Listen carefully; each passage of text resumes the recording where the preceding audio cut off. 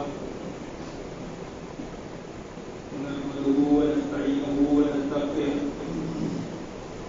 ونعوذ بالله من شرور أنفسنا ومن سيئات أعمالنا من يهده الله فلا مضل له ومن يضلل فلا هادي له وأشهد أن لا إله إلا الله وحده لا شريك له وأشهد أن محمدا عبده ورسوله أما بعد يا أيها الذين آمنوا اتقوا الله حق تقاته ولا تموتن إلا وأنتم مسلمون يا أيها الناس اتقوا ربكم الذي خلقكم من نفس واحدة وخلق منها زوجها وبث منهما رجالا كثيرا ونساء واتقوا الله الذي تساءلون به والأرحام إن الله كان عليكم رقيبا يا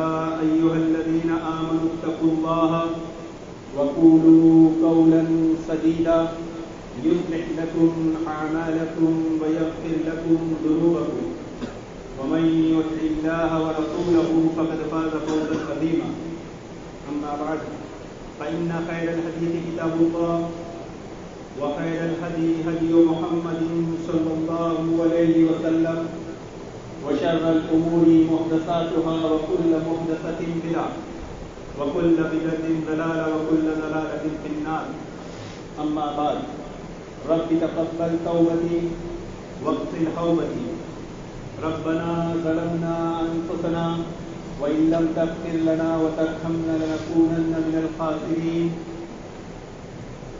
ربنا لا تزغ قلوبنا بعد إذ هديتنا وهب لنا من لدنك رحمة إنك أنت الوهاب ربنا اغفر لنا ولإخواننا الذين سبقونا بالإيمان ولا تجعل في قلوبنا غلا للذين آمنوا ربنا إنك رؤوف رحيم اللهم اغثنا اللهم اغثنا اللهم اغثنا اللهم إني أعوذ بك من منكرات الأخلاق والآمال الأهوى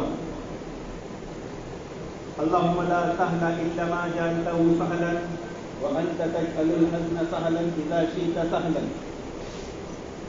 شکر ہے اس پروردگار کا جس نے اپنے بندے کو راہ دکھائی تو اسے اسلام کی توفیق اور اس کے اعمال اور جوارح کو اسلام کا فرمانبردار بنایا کہ اس نے اللہ رب العالمین کی توحید کا اقرار کیا، نماز قائم کی، زکوٰۃ ادا کیا، رمضان کے روزے رکھے اور حج کیا۔ میں گواہی دیتا ہوں کہ معبود برحق صرف ایک اکیلا اللہ رب العالمین ہے، وہ اکیلا ہے، اس کا کوئی شریک نہیں۔ میں گواہی دیتا ہوں کہ محمد رسول اللہ صلی اللہ علیہ وسلم اللہ تعالیٰ کے خاص بندے اور آخری رسول ہیں،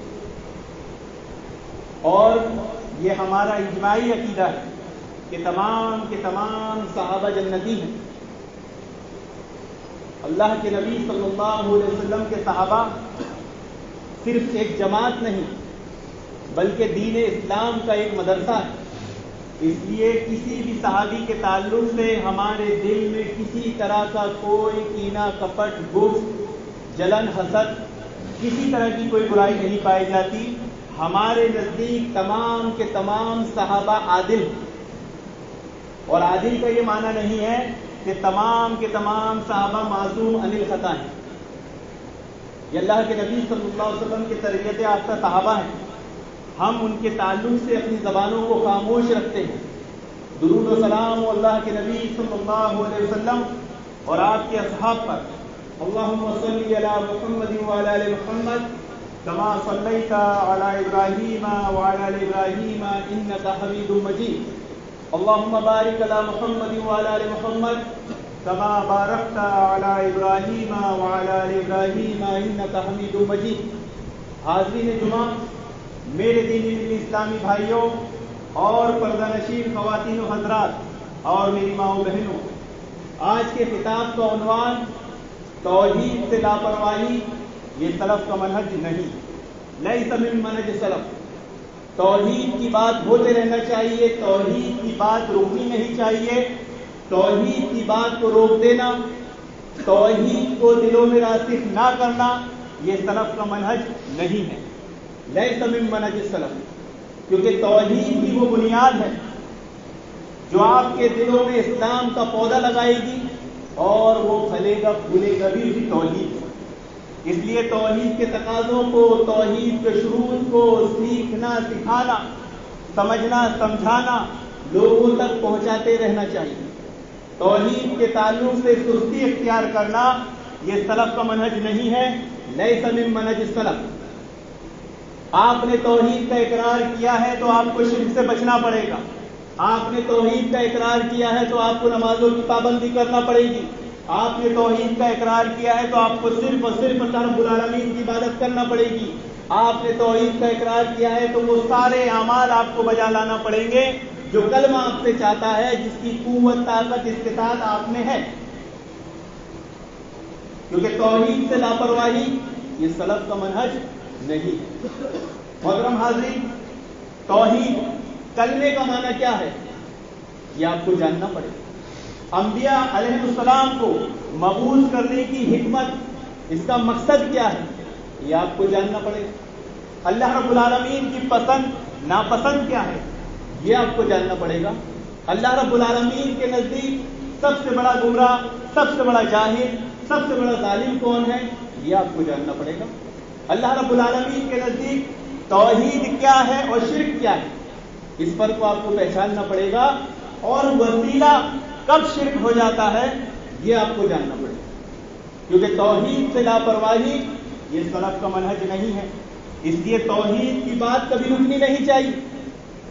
توحید پر گفتگو ہوتے رہنا چاہیے. توحید کی بات کو روک دینے کا ہی یہ انجام ہے محترم حاضرین کہ آج پوری دنیا میں فتنے عام ہیں اور سرے دست 3 فتنے ابھی خوب سر اٹھائے ہوئے.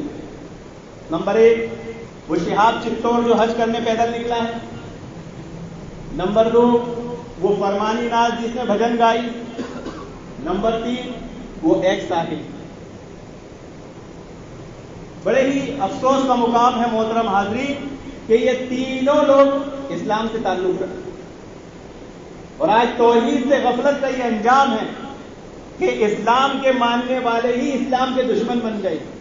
محترم حاضرین, آپ کے سامنے سردست شہاب چتور کا واقعہ موجود ہے کہ جو حج کرنے پیدل نکلا, 7-8 ملکوں کو کراس کر کے وہ 2-3 سال میں مکہ پہنچے. بعض احباب نے اس کے اس عمل کی تائید کی, بعض احباب نے اس کے عمل کو غلط بتایا, لیکن افسوس اس بات کا ہوا کہ اہل علم نے بھی اس کی تائید کی. بعض اہل علم نے اس کے اس عمل کو صحیح بتایا, جبکہ اہل علم کی یہ شان ہوتی ہے کہ وہ فتنوں کو پیدا ہوتے ہی پہچان لیتے ہیں اور جب فتنے رخصت ہو جاتے ہیں تب عوام کو سمجھ میں آتی ہے کہ فتنہ. میں نے آج سے 1 مہینہ تقریباً قبل بھیلواڑہ کے خطبے میں یہ بات بتائی تھی کہ یہ شہاب چتور جو پیدل حج کرنے نکلا ہے اس کا مقصد کیا ہے.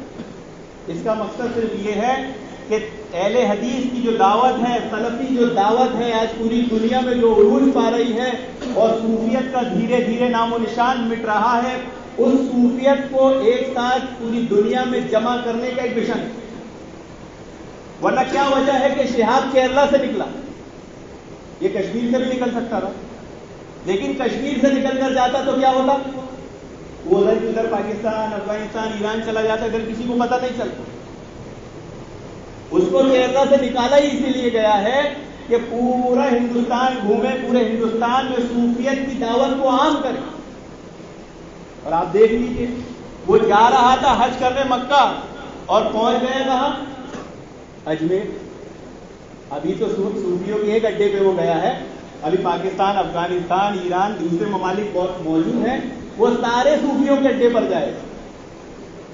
بعض احباب نے یہ دلیل پیش کی کہ نہیں پیدل حج پہ جا سکتے ہیں, اس میں غلط کیا ہے؟ بھائی اپنے آپ کو ہلاکت میں ڈال کر پیدل حج کرنا کون سی سنت ہے؟ اس پر ایک خطاب بھی ہو چکا ہے. لیکن اب ایسے لوگوں کو کیا دلیل دی جائے گی جو یہ کہتے ہیں کہ نہیں پیدل حج کر سکتے ہیں.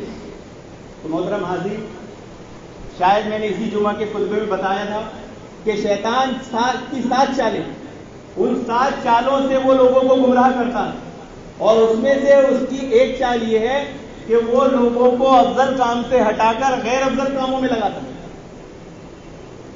تو جب یہ بحث چلی کہ پیدل حج کر سکتے یا نہیں، تو یہی بحث آئی کہ پیدل حج کرنا غیر افضل ہے اور سواری پر حج کرنا افضل ہے. افضل کیا ہے؟ سواری اختیار کرنا، اور اس نے کیا کیا؟ پیدل کیا. تو کون سا عمل اس نے اختیار کیا؟ غیر افضل. شیطان کی ایک چالوں میں سے ایک چال میں وہ آ گیا.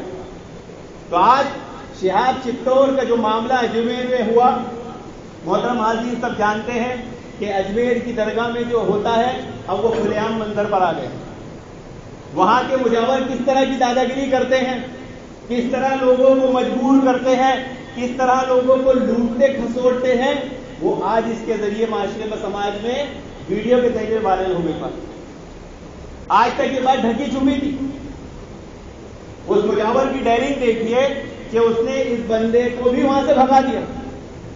لیکن خیر، اس مجاور کے لیے بھی اور اس شہاب چتور کے لیے بھی اس واقعے میں ایک سبق موجود کہ ساری کی ساری عزت اسلام میں. اگر یہی سر یہ ہاتھوں کو وہ اللہ رب العالمین کے حضور اٹھاتا، اس کے در پر اٹھاتا، اسے عزت ملتی. اس نے اللہ کا در چھوڑ کر کسی اور کے در پر اٹھایا، دونوں ذلیل ہو گئے. وہ مجاور بھی ذلیل ہو گیا اور یہ بھی ذلیل ہو گیا. تو اللہ کے در کو چھوڑ کر کسی اور کے در کی طرف دیکھو گے تو عزت ملنے والی نہیں. عزت کہاں پر ہے؟ صرف اور صرف اللہ رب العالمین. اللہ رب العالمین کے آگے سجدہ سجدہ ہونا، اللہ رب العالمین کے آگے دعائیں کرنا، یہ سب کیا ہے؟ یہ عبادت. سب سے پہلے شہاب چتور نے جو عمل کیا، یہ عمل کیا ہے؟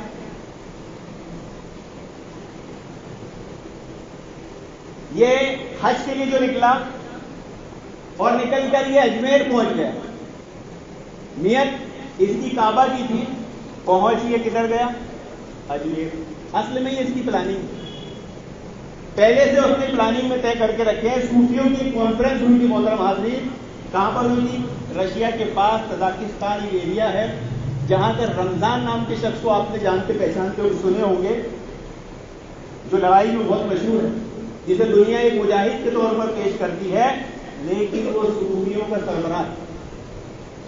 اس نے ایک کانفرنس کروایا سلفیوں کے خلاف، اہل حدیث کے خلاف، کہ اہل حدیث کا مسلک، اہل حدیث کا منہج، سلفی منہج پوری دنیا میں خوب پھل پھول رہا ہے، اس کو کیسے روکا جائے، اس کو کیسے اس کی روک تھام کی جائے.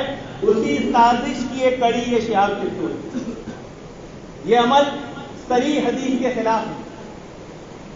قال حدثنا علی قال حدثنا سفیان عن الزہری عن سعید عن ابی ہریرہ رضی اللہ عنہ عن النبی صلی اللہ علیہ وسلم قال لا تشد الرحال الا الى ثلاثة مساجد المسجد الحرام ومسجد الرسول صلی اللہ علیہ وسلم ومسجد الاقصى رواہ بخاری. اللہ کے نبی صلی اللہ علیہ وسلم نے فرمایا کہ 3 مسجدوں کے سوا کسی اور مسجد کے لیے سامان سفر مت باندھو، کجاوا مت پہنو، کجاوے پہ سوار مت ہو، یعنی اونٹ پر، سواری پر. اس زمانے میں سواری کیا استعمال کی جاتی تھی؟ اونٹ. وہ 3 چیزیں کون سی، 3 جگہیں کون سی ہیں؟ مسجد حرم، مسجد نبوی اور مسجد اقصی. ان 3 کے سوا ارادتاً زیارت کی نیت سے سامان سفر باندھنا کیا ہے؟ منع، حرام ہے. حج کے نام پر اس نے ایک حرام عمل کو فروغ دیا. اب اس کا ایک اتنا معاشرے میں عام ہو گیا محترم حاضرین، آپ دیکھیں گے کہ اس کے چکر میں اب بہت سے لوگ نکل چکے ہیں پیر پیدل. کوئی بائک پہ جائے گا، کوئی سائیکل پہ جائے گا، کوئی کار میں جائے گا، ہو سکتا ہے کوئی پیٹرول کسی کو لے کر چلا جائے. اب کوئی کچھ بھی کر سکتا ہے، ایک دلیل بن گئی. تو اس طرح مسلمان ہی اسلام کا مذاق بناتے تھے. اب یہ عمل کے ذریعے بھی آپ دیکھیں گے کہ لوگ اسلام کا مذاق بنائیں. خیر، وہ اجمیر پہنچا. اور اجمیر میں اس نے وہاں پر ہاتھ اٹھائے درگاہ کے سامنے. کیوں؟ کیونکہ یہ لوگ وسیلے کو جائز سمجھتے ہیں. وسیلہ شرک اکبر ہے، لیکن وسیلے کے اقسام ہیں. کون سا وسیلہ؟ تو اس کے لیے ہم کو محترم حاضرین سمجھنا پڑے گا پہلے ایک چیز کہ اللہ رب العالمین نے تمام انبیاء کو جو مبعوث کیا اس کا مقصد، اس کی حکمت کیا تھی؟ وہ یہی تھی کہ صرف اللہ رب العالمین سے دعا کی جائے، اللہ رب العالمین کے سوا کسی سے دعا نہ کی جائے، صرف اللہ رب العالمین کو پکارا جائے، صرف اللہ رب العالمین کی عبادت کی جائے، اللہ رب العالمین کے سوا کسی کی عبادت نہ کی جائے. نماز، روزہ، زکوٰۃ، حج، یہ سب کیا ہے؟ عبادت. آپ توحید کو جانیں گے تو آپ کو پتہ چلے گا کہ دعا بھی عبادت ہے. اب دعا ہوا عبادت، دعا بھی عبادت ہے. لیکن آج تک لوگ کیا سمجھتے تھے کہ صرف نماز، روزہ، حج، زکوٰۃ ہی عبادت ہے، دعا عبادت نہیں. دعا تو ایک سیڑھی ہے، دعا تو ایک وسیلہ ہے. اگر ہم کسی کے لیے نماز پڑھیں گے تو شرک ہوگا، وہ تو ہم نہیں کرتے. ہم تو کسی سے سیڑھی لگاتے ہیں، ذریعہ لگاتے ہیں، تو یہ کیا ہے؟ یہ عبادت نہیں ہے، یہ ایک ذریعہ. لیکن الدعا مخ العبادہ، ایک ضعیف روایت میں کیا آتا ہے کہ دعا عبادت کا مغز ہے. اور دعا کے تعلق سے اللہ رب العالمین نے فرمایا وقال ربكم ادعوني استجب لكم ان الذين يستكبرون عن عبادتي سيدخلون جہنم داخلين. یا میرے بندو تم مجھ سے دعا مانگو، میں تمہاری دعائیں قبول کروں گا. اور اس آیت کریمہ میں اللہ رب العالمین نے آگے ایک مزید بات بتائی کہ جو میری عبادت سے گھمنڈ کرے گا، جو میری عبادت سے منہ موڑے گا، اعراض کرے گا، وہ ذلیل اور خوار ہو کر جہنم میں داخل کیا جائے گا. تو دعا کرنا کیا ہے محترم حاضرین؟ عبادت. پکارنا کیا ہے؟ عبادت. اگر کوئی یہ کہہ دے کہ بھائی اللہ رب العالمین کو پکارنا شرک، اللہ رب العالمین کو پکارنا عبادت ہے اور غیر اللہ کو پکارنا عبادت ہے، تو یہ شرک ہو گیا. تو پھر اللہ رب العالمین ہی خود پکارنے کا حکم دیتا ہے اپنے نبی کو، تو پھر یہ شرک کیوں نہیں ہوا؟ ایک مسئلہ اس میں یہ بھی بیان کیا جاتا ہے کہ کیا پکارنا مطلقاً شرک ہے؟ ہاں، مطلقاً شرک. کیونکہ جس پکارنے کی بات چل رہی ہے وہ دعا عبادت کے لیے کی جاتی ہے، وہ دعا اللہ رب العالمین سے کی جاتی ہے، اللہ رب العالمین سے مانگا جاتا ہے. اب مطلقاً کسی سے بھی وہ چیز مانگی جائے جس کی طاقت صرف اللہ رب العالمین کے پاس ہے، اللہ رب العالمین کے ہاتھ میں ہے، اس کے سوا کسی کے ہاتھ میں نہیں ہے، تو وہ شرک ہوگا. اور ان چیزوں کو مانگ کر پکارنا جس کی اللہ رب العالمین نے اجازت دی ہے تو وہ ایک تعلیماً بات ہے، وہ عقیدتاً بات نہیں ہے. وَتَعَاوَنُوا عَلَى الْبِرِّ وَالتَّقْوَىٰ کہ نیکی کے کاموں میں ایک دوسرے کی مدد کرو. مثال کے طور پر کوئی بندہ اپنے بیٹے کو بولتا ہے بیٹے ادھر آ، میرا یہ کام کر دو. بولے کہ کیا ہے؟ صحیح بات ہے، غلط ہے نہیں، لیکن ابھی وہ بیٹا ماں کے پیٹ میں ہی ہے اور وہ بیٹے کو آواز دے اے بیٹا میرا یہ کام کر دے. دنیا اس کے بارے میں کیا سوچے گی؟ بولے بالکل عقل سے پیدا ہے، کیونکہ اس بچے میں وہ طاقت ہی نہیں دی اللہ رب العالمین نے کہ آپ اس سے وہ کام کروا لو. تو اولیاء اللہ، انبیاء، نبی، نیک لوگ جب قبر میں چلے گئے تو وہ اپنے عملوں کے پابند ہو چکے ہیں. اب نہ وہ اپنی نیکیوں میں کچھ بڑھوتری کر سکتے ہیں، نہ ہی اپنے گناہوں میں کوئی کمی کر سکتے ہیں. تو آپ اس کو پکار کیسے سکتے؟ تو اللہ رب العالمین کے سوا مطلقاً کسی سے دعا کرنا یہ مطلقاً شرک. محترم حاضرین، ہم جانتے ہیں کہ دعا عبادت کا مغز ہے. مغز کسے کہتے ہیں؟ مغز کہتے ہیں کسی بھی چیز کے خلاصے. لہذا جب دعا عبادت ہوئی تو کسی اور سے کرنا یہ شرک اکبر ہو. کوئی یا اللہ یا کوئی یا ولی یا کوئی یا علی پکارے، کوئی یا غوث پکارے، کوئی یا خواجہ پکارے، یا اللہ کے نبی صلی اللہ علیہ وسلم کی قبر پر کھڑے رہ کر کوئی فریاد کرے اے اللہ کے نبی صلی اللہ علیہ وسلم میری اس فریاد کو سن لیجئے، میری اس بات کو اللہ تک پہنچا دیجئے. یہ سارے عمل کیا ہوں گے؟ شرک اکبر. اور اللہ رب العالمین کی پسند اور ناپسند کو جاننا ہر مسلمان کے لیے ضروری ہے۔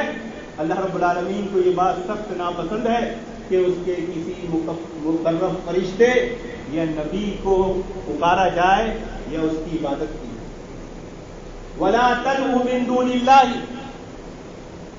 وَلَا يَنفَعُكَ وَلَا يَضُرُّكَ فَإِن فَعَلْتَ فَإِنَّكَ إِذًا مِنَ الظَّالِمِينَ کہ اللہ رب العالمین کو چھوڑ کر تم ایسے لوگوں سے دعائیں کیوں کرتے ہیں جو نہ تمہیں نفع دے سکتے ہیں نہ نقصان، اور جو ایسا کرے گا ایسا شخص ظالم ہے۔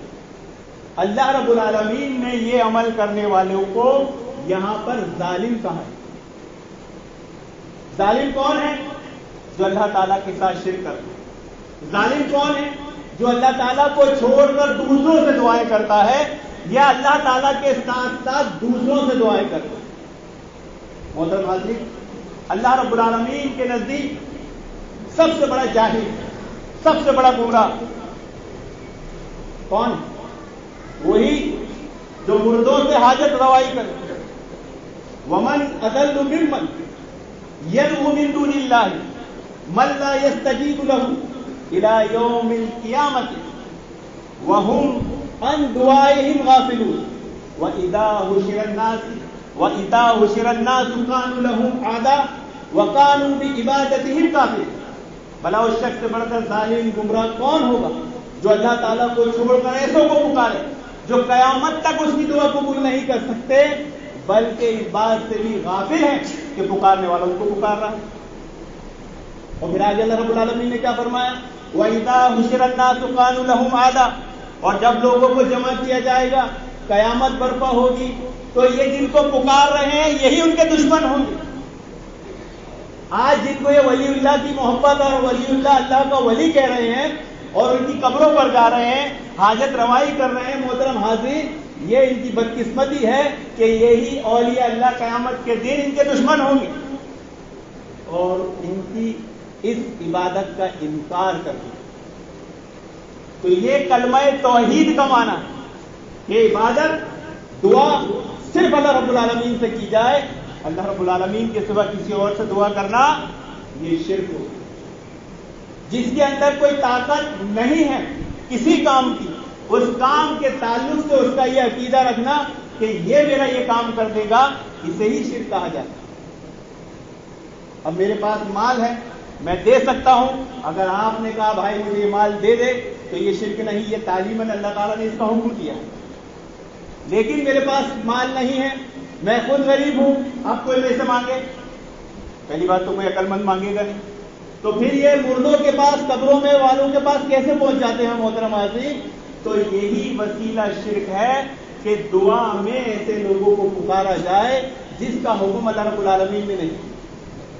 اور دوسرا مطلب محترم حاضرین سردست فرمانی ناز کا مسئلہ، جس نے ایک بھجن گایا اور بھجن گانے کے بعد بہت معاملہ سوشل میڈیا پر وائرل ہوا، ایک یوٹیوبر نے اس پر ویڈیو بنایا، لیکن افسوس کی بات کہ دیکھیے ہر جگہ اسلام کے خلاف مسلمانوں کو استعمال کیا جا رہا ہے۔ نیوز میں اینکر بیٹھے ہیں تو اینکر کون؟ نام اس کا لیاقت ہے، لیکن اصل میں وہ حماقت ہے۔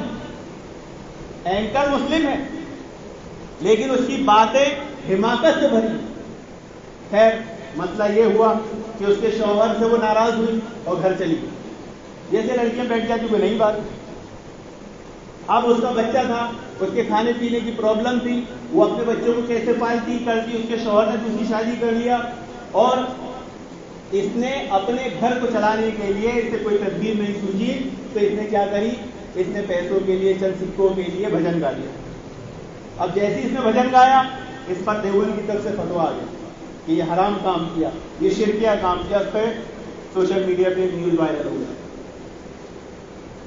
اینکر کہتی ہے کہ جب اس کے شوہر نے اس کو چھوڑا، پہلی بات تو جھوٹ ہے کہ اس کے شوہر نے اس کو چھوڑا، وہ خود چھوڑ کر اپنے گھر گئی تھی، لیکن آدمی ہو بھی سکتا اس کے شوہر نے چھوڑا ہو، لیکن اس کا اسٹیٹمنٹ یہ ہے کہ میں اپنے شوہر سے ناراض ہو کے جب اپنے گھر چلی گئی، مجھے منانے نہیں آیا، بلکہ اس نے کیا کیا، دوسری شادی کر لیا۔ تو اینکر کہتی ہے جو اپنا نام بظاہر مسلم، اصل میں شیعہ ہوتے ہیں، کہ کیونکہ ایسے کام شیعہ ہی کرتے ہیں مسلمانوں کا نام رکھ کر کہ دیکھو جب اس کے شوہر نے اس کو چھوڑا، اس پر اتنا ظلم کیا، تب ان علماؤں کو یاد نہیں آیا، تب انہوں نے فتویٰ نہیں کیے، لیکن اس سے بھجن گا لیا تو اس کو فتویٰ دیا۔ خیر یہ ایک مسئلہ ہے۔ اس کا اسٹیٹمنٹ سنیے کیا کہتی ہے کہ میرا بیٹا چھوٹا سا تھا، اس کو دودھ پینے کے لیے پیسے نہیں تھے، میرا بھائی کتنی مشقت سے دودھ لاتا تھا، میں کیا کرتی، میرے بیٹے کو کیسے پالتی، تو میں نے کیا کیا، میں نے بھجن گا لیا، کیونکہ یہ میرا پیشہ تھا گانا۔ ہم تو کلاکار ہیں، اور کلاکار کیا کرتا ہے، جو چیز مل جائے کر لیتا، تو اس کو بھجن ملا، اس کو بھجن گا لیا، تو کہ اس میں حرام حلال کی کیا بات آ گئی؟ یہ ساری چیزیں محترم حاضرین اس بات کی عکاسی کرتی ہے کہ آج امت مسلمہ توحید سے دور ہو چکی، توحید سے لاپرواہ ہو چکی۔ وہ دیوبند جس نے اس کے خلاف فتویٰ دیا، آپ ان کا طرز عمل بھی اٹھا کے دیکھ لیجئے کہ وہ توحید کے لیے کوششیں نہیں کرتے ہیں، ساری کوششیں تقلید کو ثابت کرنے میں کرتے ہیں۔ ان کے وہاں توحید نہیں، تقلید ہی توحید ہوگا، اور جب تقلید کو اتنا رائج کریں گے تو پھر ایسے ہی نمونے دنیا میں پیدا ہوں گے۔ اور آپ دیکھ لیجئے وہ چاہے عالم ہندوستان کیوں نہ ہو، وہ بھی ایک دیوبندی عالم جس نے اعلانیہ اسلام کو چھوڑا اور ہندو مذہب اختیار کیا۔ آپ ان کو دیکھ لیجئے، یہ جتنے عمل کرتے ہیں یہ سب تقلید کا عذاب ہے ہم پر۔ تو ہونا یہ چاہیے تھا کہ معاشرے میں توحید کو وائرل کیا جانا چاہیے تھا، توحید کے تقاضے، توحید کے شروع سکھایا جانا چاہیے تھا، تاکہ ایسے حالات میں ہم کیا کریں۔ مانا کہ اس کے ساتھ یہ مسئلہ ہو گیا، ہمارے ساتھ بھی ہو سکتا ہے، تو اس کے لیے ہمارے کیا کرنا چاہیے؟ توحید ہمیں کیا سکھاتی ہے، ہمارے اسلاف نے کیا کیا اور اس نے کیا کیا۔ ہمارے ساتھ بھی مسائل ہوتے ہیں، ہمارے ساتھ بھی نقصانات ہوتے ہیں، تو ہم کیا کرتے ہیں، ہمیں کیا کرنا چاہیے؟ یہ کہاں سے سیکھنے کو ملے گا؟ یہ توحید سے سیکھنے کو ملے گا۔ اگر کسی کا شوہر اس کو چھوڑ دے یا اس کا شوہر فوت ہو جائے تو عورت کیا کرے؟ کیا اسلام چھوڑ کر کفر اختیار کر لے؟ نہیں، توحید ہمیں یہ نہیں سکھاتی۔ توحید ہمیں کیا سکھاتی ہے؟ اگر ہمارا کوئی نقصان ہو جائے بڑا، ہماری کوئی چیز ہو جائے قیمتی، تو ہمیں کیا کرنا چاہیے محترم حاضرین؟ کہ ہمیں معلوم نہیں۔ آج ہماری بھی توحید کا یہ عالم ہے، ہماری عورتوں کی تو جانیں، میں صحیح بات بول رہا ہوں۔ اس مسجد میں ہم نے توحید کو سننے سیکھنے کے لیے کیا کوششیں کی، کتنی کوشش کی، اور ہمیں تو جانے دو، ہم نے اپنے اہل و عیال میں اپنی بیویوں، اپنی بہنوں، اپنے ماؤں کو توحید سکھانے کے تعلق سے کیا کوشش کی؟ رزلٹ آئے گا ہے۔ ایسے حالات میں اگر کسی کا شوہر انتقال کر جائے، ایسے حالات میں اگر کسی کا شوہر اس کو چھوڑ دے، ایسے حالات میں کسی کا شوہر سفر میں چلا جائے، جو بھی صورت بنے، اس کا طریقہ کار اسلام نے کیا بتایا ہے؟ دیکھیے ام سلمہ رضی اللہ عنہ، ان کے شوہر کا انتقال ہو گیا، ابو سلمہ کا، اور وہ بڑے نیک تھے، اتنے نیک، اتنے محبوب، اتنے پیارے۔ ان کے دل میں خیال آیا کہ ان کے انتقال کے بعد یہ چیز جو مجھ سے مس ہو گئی، کیا اس سے اچھا شوہر مجھے ملے گا؟ لیکن انہیں اللہ کے نبی صلی اللہ علیہ وسلم کی دعا یاد تھی، انہیں یاد تھا کہ اللہ کے نبی صلی اللہ علیہ وسلم نے ایک دعا سکھائے تھے، ان للہ و انا الیہ راجعون، کہ ہم اللہ رب العالمین ہی کے ہیں اور ہمیں اللہ رب العالمین ہی کی طرف جانا ہے۔ اللہم اجرنی فی مصیبتی، اے اللہ اس مصیبت پر مجھے اجر دے، واخلف لی خیرا منہا، اور اس تکلیف کو، اس برائی کو خیر سے بدل دے۔ ام سلمہ رضی اللہ عنہ بیان فرماتی ہے کہ یہ دعا میرے ذہن میں تھی، نبی کریم صلی اللہ علیہ وسلم نے یہ دعا مجھے سکھائی، میں یہ دعا مانگنے لگی، اللہ رب العالمین نے شوہر کے طور پر مجھے نبی کریم صلی اللہ علیہ وسلم کو ہی عطا فرمایا۔ وہ سوچ رہی تھی اس سے اچھا بدل کیا ہوگا، تو یہ فرانی ناز، اگر اس کے شوہر نے اس کو چھوڑا تو اس کو چاہیے تھا کہ دعاؤں کا اہتمام کرے، جس کو اللہ رب العالمین اس سے اچھا شوہر دیتا، یہ نہیں کہ یہ شرک میں مبتلا ہو جاتی، یہ شرک کے اعمال کرتی۔ ایک مومن کی کیا صفت ہے، توحید نے مومن کی کیا صفت بتائی ہے، یہی کہ شرک سے نکلنے کے بعد شرک میں گرنا وہ ایسے سمجھتا ہے، اتنا برا سمجھتا ہے جیسے آگ میں گرنا، لیکن توحید نہیں سکھائی گئی۔ ذرا سی تکلیف آئی، ذرا سی تکلیف ہم پر آتی ہے محترم حاضرین، ایک بیماری آ گئی، ایک تکلیف آ گئی، ایک بزنس کا خسارہ آ گیا، آدمی اسلامی تعلیمات کو چھوڑ کر غیروں کی طرف دیکھنے لگ جاتا ہے، غیر تعلیمات کی طرف دیکھنے لگ جاتا ہے۔ اگر میں مثال دینا چاہوں، اللہ کے نبی صلی اللہ علیہ وسلم کی سیرت کو دیکھیے، کتنی تکلیفیں آپ پر آئی۔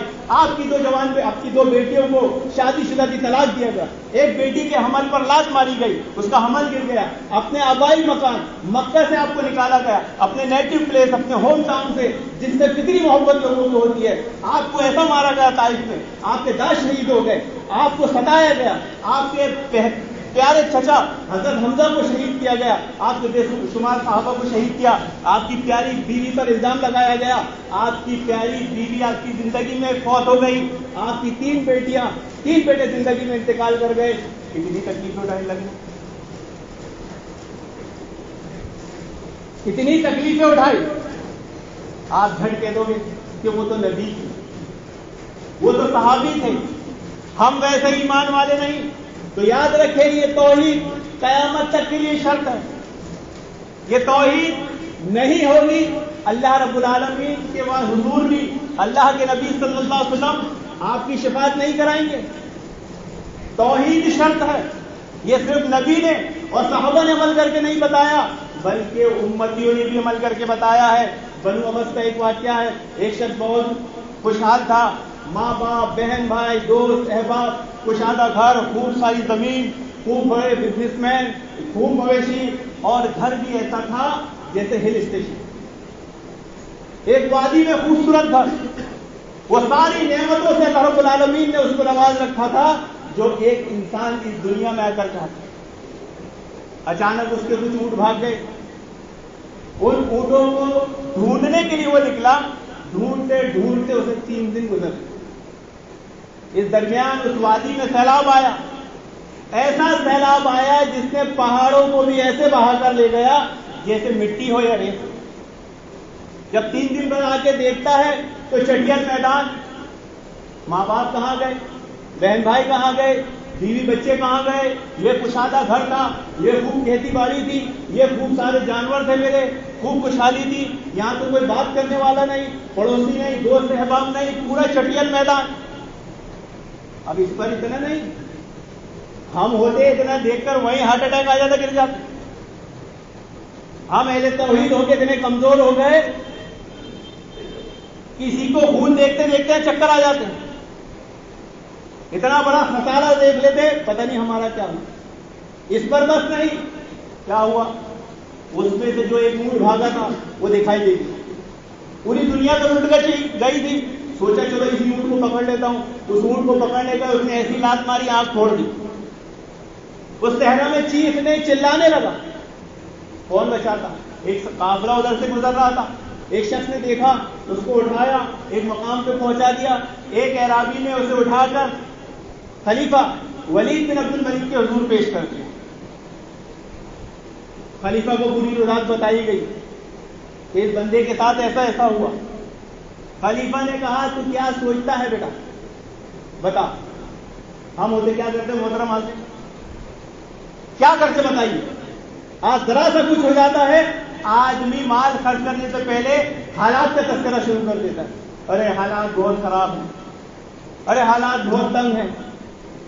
خلیفہ نے پوچھا تو کیا کہتا ہے، بولتا ہے اللہ رب العالمین نے میرے ساتھ جو کچھ کیا میں اس پر راضی ہوں۔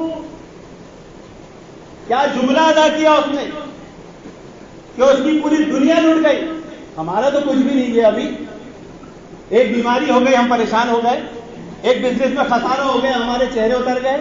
ہاں فطری بات ہے، غم مصیبت پریشانی میں چہرہ لٹک جانا انسانی فطرت ہے، دل نہیں بیٹھنا چاہیے، دل نہیں چھوٹا ہونا چاہیے، یہ توحید سکھاتی ہے۔ اس کا دل دیکھیے کتنا بڑا تھا۔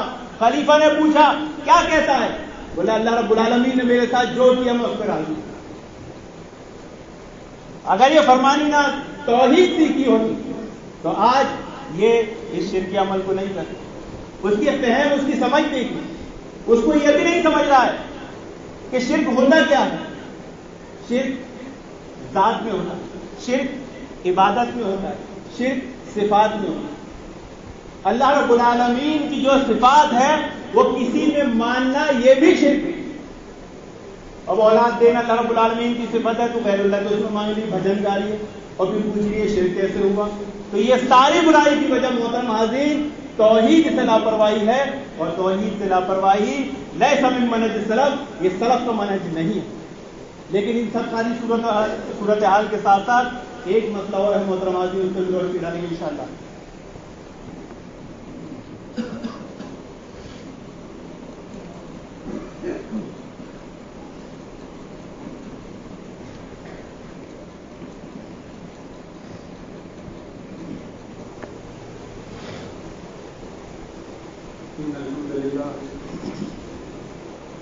نحمده ونستعينه ونستغفره ونعوذ بالله من شرور أنفسنا ومن سيئات أعمالنا من يهده الله فلا مضل له ومن يضلل فلا هادي له وأشهد أن لا إله إلا الله وحده لا شريك له وأشهد أن محمدا عبده ورسوله. أما بعد فإن خير الحديث كتاب الله وخير الهدي هدي محمد صلى الله عليه وسلم وشر الأمور محدثاتها وكل محدثة بدعة وكل بدعة ضلالة. أما بعد أعوذ بالله السميع العليم من الشيطان الرجيم من همزه ونفخه ونفثه. محترم حاضرین, ان ساری صورتحال پر ایک مسئلہ جو عموماً معاشرے میں عام ہے وہ ہے تقدیر کا مسئلہ. آج یہ فرمانی ناز ہو یا بے شمار مسلمان, اور ایسے بھی میں نے مسلمان دیکھا ہوں جو عالم, جو تقدیر کے انکاری ہیں, یہ ساری صورتحال میں آج ایک فتنہ جو معاشرے میں سب سے زیادہ عام ہے وہ تقدیر کے انکار کا. ایک سوال کہ انسان کو اللہ رب العالمین نے خود مختار بنایا ہے یا پابند؟ تو جواب یہ ہے محترم حاضرین کہ اللہ رب العالمین نے انسان کو خود مختار بنایا. وہ اپنی برائی اور بھلائی کا مالک ہے, وہ مقصدی کام کرنے میں خود مختار ہے. جو یہ کہتا ہے کہ بندہ پابند ہے وہ جبریہ کا عقیدہ. ہم تقدیر کے آگے مجبور ہیں, یہ جبریہ کا عقیدہ ہے, یہ اہل سنت کا عقیدہ نہیں ہے. یعنی وہ یہ سمجھتا ہے کیا کہ انسان کی حیثیت ایک بال کی طرح ہے جو ہوا میں لٹکا ہوا ہے اور اسے ہوائیں ادھر ادھر اڑا رہی ہیں. نہیں, بلکہ انسان خود مختار ہے. انا ہدیناہ السبیل اما شاکرا و اما کفورا, کہ ہم نے انسان کو راہ دکھائی, اب چاہے تو شکر گزاری کرے یا نہ شکری کرے. تو پابند ماننا یہ جبریہ کا عقیدہ ہے. وقالوا لو كنا نسمع او نعقل ما كنا في اصحاب السعير فاعترفوا بذنبهم فسحقا لاصحاب السعير. کہ جہنمی لوگ جہنم میں کیا کہیں گے, اے کاش ہم سنتے اور سمجھتے ہوتے تو آج جہنم میں نہیں ہوتے. وہ اپنے گناہوں کا اقرار کریں گے. تو انسان کوئی برائی کرتا ہے, کوئی بھلائی کرتا ہے, اس کو خود مالک ہے. آج لوگ اپنی غفلتوں پر, اپنی کوتاہیوں پر, اپنی سستی پر پردہ ڈالنے کے لیے تقدیر کو دلیل بناتے. یاد رکھیں, تقدیر کبھی دلیل نہیں بنتی. اللہ رب العالمین نے آپ کو کان دیا ہے, آنکھ دیا ہے, دل دیا ہے, اور آپ کے لیے کھانے پینے کی چیزیں پیدا کی ہے. یہ ضرورت کی چیز ہے. اللہ رب العالمین نے آپ کو ان کا محتاج بنایا. لیکن انسان کی بدنصیبی دیکھیے کہ توحید سے محروم ہونے کے بعد وہ ان ضرورتوں کی چیزیں کا جو محتاج تھا اس کو اس طرف بنا دیا. یہ مویشی جو اس کو کھانے کے لیے دیے گئے تھے اسی کو اس نے اپنا رب مان لیا. تو بعض لوگ تقدیر کو اپنی کوتاہیوں, اپنے گناہوں پر پردہ ڈالنے کے لیے استعمال کرتے ہیں. تقدیر دلیل نہیں بنتی. اللہ کے نبی صلی اللہ علیہ وسلم نے فرمایا, نیکیوں کے حریص رہو, اللہ تعالیٰ سے مدد مانگو, اور مایوس ہو کر سست ہو کر نہ بیٹھ جاؤ. اللہ رب العالمین نے بھی قرآن مجید میں کہا وَلَا تَهِنُوا وَلَا تَحْزَنُوا وَأَنْتُمُ الْأَعْلَوْنَ إِن كُنتُم مُؤْمِنِينَ. نہ سستی اختیار کرو, نہ غمگین رہو, تم ہی سربلند رہو گے اگر تم مومن. جو بندہ یہ کہتا ہے کہ میں نے اگر یہ عمل کیا تو یہ میری تقدیر تھی, اس کو ایک زوردار تھپڑ لگانا چاہیے, اور جیسے ہی وہ پوچھے کیوں مارا تو کہنا یہ تیری تقدیر ہے. حضرت عمر رضی اللہ عنہ کے پاس ایک چور کو لایا گیا. حضرت عمر نے اس سے پوچھا تو نے چوری کیوں کی؟ اب خلیفہ ہے, بادشاہ ہے, دیکھنا چاہتے تھے کوئی مجبوری تو نہیں تھی. میرے خلیفہ ہوتے ہوئے اس نے چوری کی, کوئی اس کے حالات ایسے تو نہیں تھے, جاننے کی کوشش کی, تو نے چوری کیوں کی؟ کہتا یہ تقدیر. حضرت عمر نے کہا اس کے ہاتھ کاٹو. بولے کیوں؟ بولے تقدیر, یہ تیری تقدیر ہے. تو تقدیر کو دلیل نہیں بنایا جاتا محترم عزیز. تقدیر کا معاملہ صرف اتنا ہے کہ جو چیزیں وقوع پذیر ہونے والی ہے اس کا علم اللہ رب العالمین نے پہلے سے بیان فرمایا. یہ اللہ رب العالمین پر ایمان لانے کی دلیل ہے. صحیح مسلم کی روایت عبداللہ ابن عمر رضی اللہ عنہ بیان فرماتے ہیں کہ اللہ رب العالمین نے زمین و آسمان کو پیدا کرنے سے 50,000 سال پہلے مخلوق کی تقدیر لکھی. یہ ہے وہ رب. عبداللہ ابن عباس رضی اللہ عنہ فرماتے ہیں تفسیر ابن کثیر میں کہ اللہ رب العالمین نے مخلوقات کو پیدا کیا, وہ کیا کرنے والے ہیں اس کا علم حاصل کیا اور اس علم سے فرمایا کہ تم کتاب بن جا, وہ کتاب بن گئی. یہ تقدیر بن گئی. لیکن تقدیر کے تعلق سے اتنا مس کانسیپٹ ہے کہ آج ایک مسلمان کو نہیں معلوم کہ ہم سے کوئی پوچھ لے کہ تقدیر پہ تمہارا موقف کیا, ہم نہیں بول سکتے, جبکہ ایک ہی جملہ ہے والقدر خیر و شر. ایک مسلمان کو تقدیر کے تعلق سے صرف اتنا یاد رکھنا چاہیے کہ اچھی اور بری تقدیر اللہ رب العالمین کی طرف سے ہے. وہ یہ نہ کہے کہ میری بدعمالیوں کا نتیجہ یہ ہے کہ میری تقدیر میں لکھا تھا اس لیے میں نے کیا. وہ اپنے آپ کو پابند نہ بنائے, بلکہ اس سستی ہے, اس کی کاہلی ہے, اس کے گناہوں کا نتیجہ ہے, لاپرواہ ہے. تقدیر نہیں ہے. امام ابن تیمیہ نے کتاب الایمان میں ایک بات نقل کی ہے, اس چیز کو لوگ نہیں سمجھتے کہ اللہ رب العالمین تقدیر سے تقدیر کو ہٹاتا. میں پہلے مفلس تھا, اب میں مالدار, تو پہلے میری یہ تقدیر تھی, اب میری یہ تقدیر. اللہ رب العالمین تقدیر کے ذریعے تقدیر کو ہٹاتا. یہ فرمانی ناز بھی اگر صحیح توحید سیکھی ہوتی تو کبھی یہ نہیں سمجھتی کہ شرکیہ کام کر کے میں مال کما سکتی ہوں, یہ بھی تقدیر. آپ دیکھیں گے ایسے لوگ آخر میں اپنے گناہوں پر پردہ ڈالنے کے لیے, حق کو دبانے کے لیے تقدیر کو دلیل بناتے ہیں. تقدیر سے تقدیر اللہ تعالیٰ ہٹاتا ہے. آپ نے حضرت عمر کی دعا سنی ہوگی کہ حضرت عمر رضی اللہ عنہ ہمیشہ ایک دعا کرتے تھے, اے اللہ اگر میں تیری کتاب میں شقی ہوں تو مجھے صحیح لکھ. تقدیر کو کیا چیز بدلتی ہے؟ دعا. یہ فرمانی ناز بھی لوگوں کے پاس دوڑ لیے, وکیلوں کے پاس دوڑ لیے, کہتی میں وکیل مسلم وکیل کے پاس گئی کہ میرے شوہر نے دوسری شادی کر لیا. اس نے کہا کیا ہوا؟ اسلام میں 4 شادیاں جائز ہے, تیرا کیس بھی لڑتا جا. ادھر ادھر دوڑنے کے بجائے دعاؤں کا اہتمام کرتی. امام حسن بصری نے اپنے مراسل میں اللہ کے نبی صلی اللہ علیہ وسلم سے ایک روایت نقل کی ہے. اللہ کے نبی صلی اللہ علیہ وسلم نے فرمایا زکوٰۃ سے اپنے مالوں کی حفاظت کرو, صدقے سے اپنے بیماروں کا علاج کرو, اور دعاؤں کے ذریعے مشقت, دعاؤں کے ذریعے بلاؤں سے لڑنے کی قوت مانگو, قوت حاصل کرو. محترم حاضرین, کتنی پیاری بات اللہ کے نبی نے فرمائی کہ زکوٰۃ کے ذریعے اپنے مالوں کی حفاظت کرو اور صدقے کے ذریعے اپنے بیماروں کا علاج کرو. آج وائرل ہے پورے معاشرے میں. ہم نے کتنے لوگوں نے اس وائرل میں صدقے کی فکر کی, دوائی لینے کی, میڈیکل پہ جانے کی, ہاسپٹل پہ جانے کی, سب کو فکر ہوگی. صدقہ کرنے کی کس کو نہیں نیت. صدقے کے معاملے میں مسکانسیپٹ ہے. جہاں دینا چاہیے وہاں نہیں دیتے, جہاں نہیں دینا چاہیے وہاں کھل کر دیتے. شیطان وہاں خوب بڑا چڑھا کر پیش کر.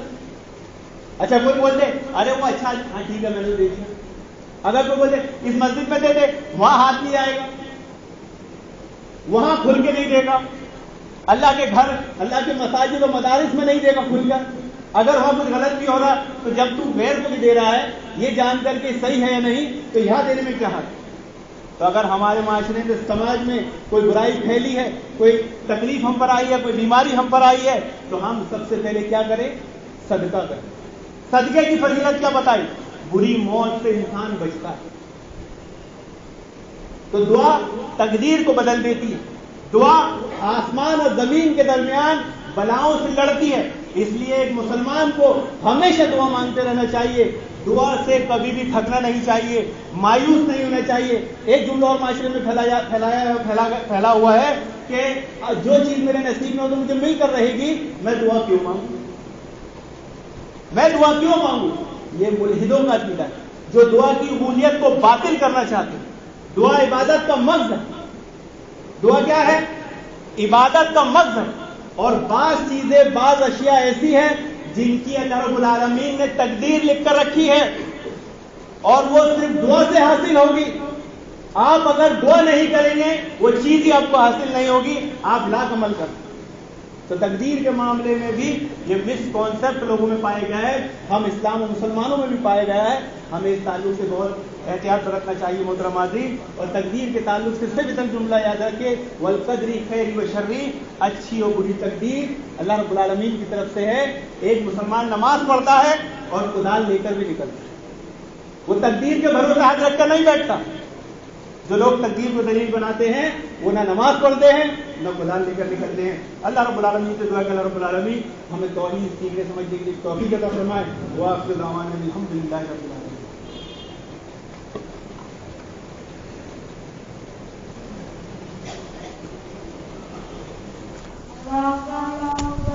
أشهد أن لا إله إلا الله أشهد أن محمد